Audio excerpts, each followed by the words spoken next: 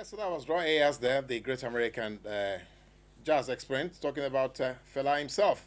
But I also have with me here in the studio somebody who also did what many young men did those days. Just decided to leave home, pitch their tent with Fela, and Fela with warm hearts, wide open hands, welcome them, and they started their pupillage under him. I have with me Abdul. Okwechime. You're welcome to Citylace. Welcome. Viewers, good evening. Okay, so let's recap. Yes. What prompted you to take that kind of decision to say to yourself, no, no, no, no, I think I want to go to that shrine and see what they're doing there? What caused that? First, it was his music. His music was the most appealing in those days. And we went all out to listen to that music. It wasn't that our parents welcomed it. We jumped out of school gates, went to watch Fela at the shrine, and then from there was this pull to get near the man, because he had this magnetism in him that could pull you closer to him. Once you went there, you wanted to go again and again. And that the first time I went there, that was it. Now, some people felt that, look, it's because of Fela's overindulgence, that he allows young people to do whatever they like. They live a bohemian life. So that probably was the reason why he seemed to be so attractive to a lot of young people. Do you agree with that? Well, I totally don't agree with that. He didn't overindulge us. If you must know, there were rules in Kalakuta. You couldn't go beyond those rules. No matter who you are? No matter who you are. There were checks, there were balances.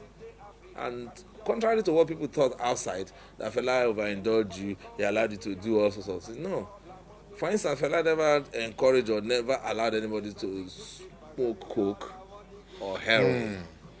He never allowed it. He told you couldn't do that. No chemical substances. Yes. So for a man who could let you smoke weed at that young age, could light it even for you, at that young age, he was like a father to us then. And then when he put a stop and said, no, don't go beyond this. Yes. Then he knows that. Then he taught us about hard work. He said there's no shortcut in this life except hard work. There's no shortcut. You got to sit down on your butt and work. Now, you're a journalist. You went through your training and you were still finding space to go to the shrine to enjoy the music and all that. What kind of impression were you trying to share with the world, from what you have gained from, your association with Fela? I met a maverick when I was growing up.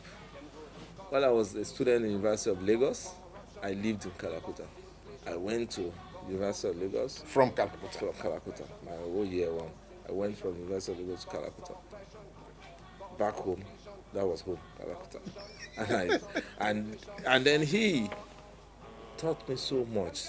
For me, it was actually the big university, because there I saw life. I saw a man who, despite all that everybody heard of him, sat on his instrument like 24 hours. Whenever he was up from bed, he was either on his piano or on his saxophone. In between, yes, we talked, we chatted, he shared his experiences, but most of the time he was on his instruments. He was busy. If you slept, woke up 1 a.m., 2 a.m., Fela was on any of those instruments. 24 hours, January 1 to January 1. That was the first lesson I learned. That in this life, to be successful, you have to work hard. Now, let's move to your own genre, journalism, and the encounter that the legend had with government officials, here and there, prison today, police station tomorrow, and all. Were you part of all that crowd? Yes, to some extent, or to a large extent. Okay. In Fela's house, he will not tell you to do. He will mention what his plans were. I want to carry coffin to Dodam Barracks. He's not going to send you.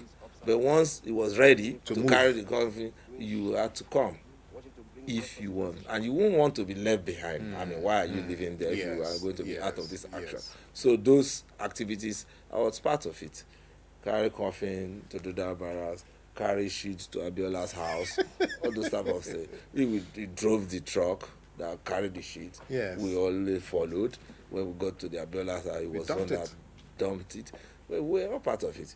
Adoda Mbara's coffin was, man, I've never seen that type of beating in my entire life. We were beaten to stupor. But we took the coffin there and dropped it there. To make a statement. To make a statement. Now,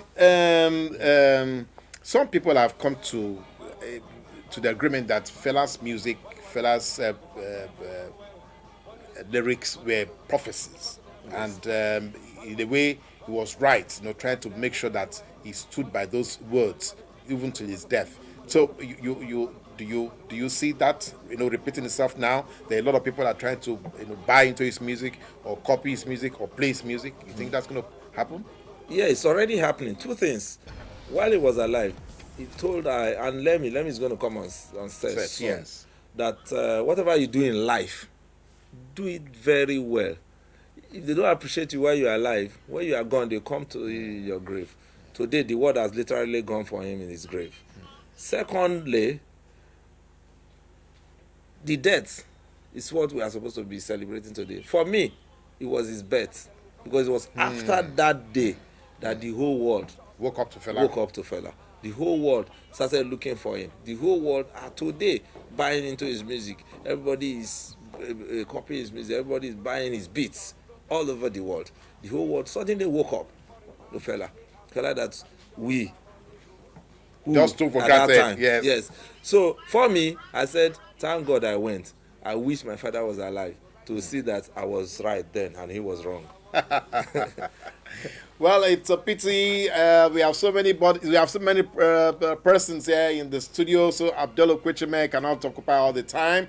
We thought we were going to ask him a little bit about Femi and the promotion of Fela's music, but unfortunately, my director is just screaming down my throat. We just don't have the time. So, Abdul, thank you for sharing some time. Ends. Yes, we'll come back before the show ends. I agree with you. Thanks. I totally agree with you. You're still on to